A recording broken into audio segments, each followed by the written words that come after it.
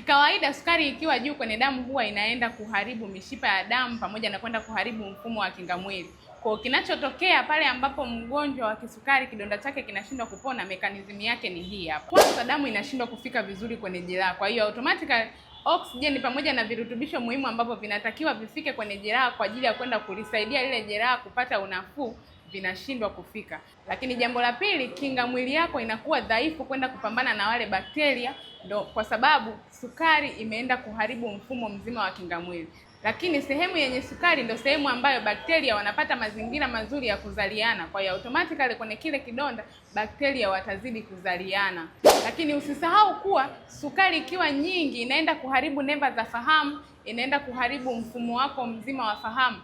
Kwa hiyo mgonjwa wa kisukari kwa mara ya kwanza anakuwa hahisi yale maumivu ya jeraha, hahisi kama kuna jeraha, mpaka pale ambapo jeraha inakuwa limeongezeka ndio anaanza kuhisi jeraha.